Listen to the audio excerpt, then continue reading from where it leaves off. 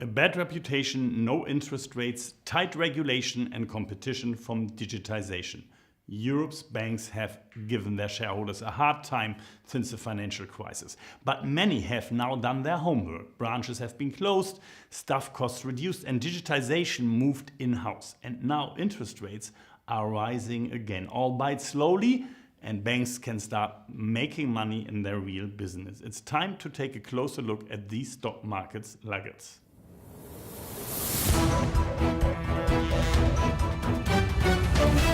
Our new Zeitgeist European banks sounds at first glance not suitable to be a Zeitgeist. Giles Keating in London, but why is it at second glance?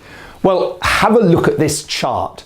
You can see that back in 2007, the European banks stood at a very high level, and that was their first chance. And if you look at them now, you can see they are way down.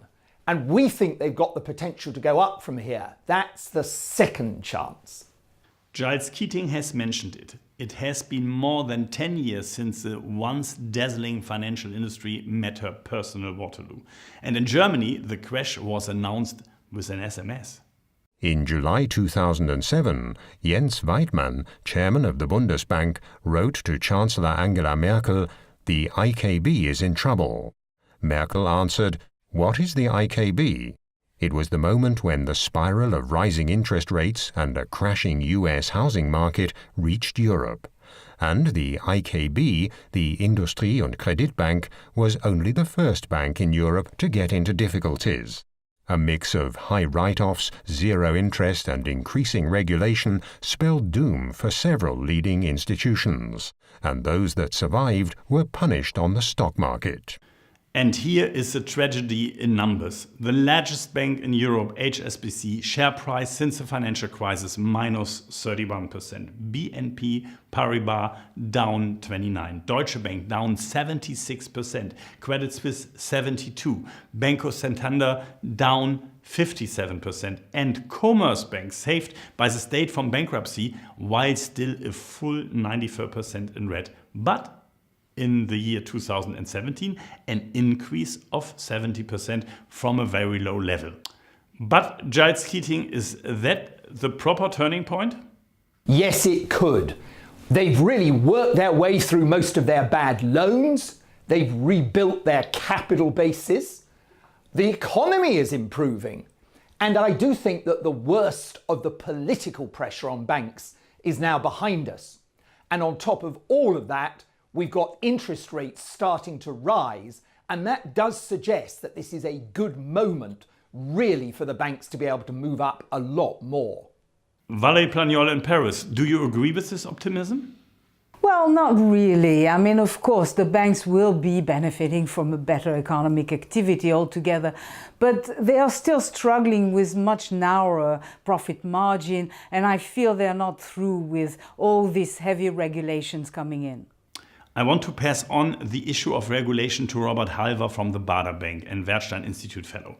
Is that an issue that could prevent major price jumps by European banks? Unfortunately, it has to be said that political regulation is being greatly exaggerated. But it can also be said that the regulation is meanwhile reflected in the low prices of bank equities. Not much more can happen there. We should look at the positive aspects. At the end of the day, somewhat higher interest rates will help the banks over the hard times as regards yields. Keyword digitization. Here we ask one who deals with the subject specifically. Robert Rothman, founder of Redesigning Financial Services, a think tank at the University St. Gallen in Zurich. How far have the banks come in this area? Well, success in this area is likely to be determined by two main factors. The first one being the agility of the business model, especially in the context of changing customer expectations of the financial service providers.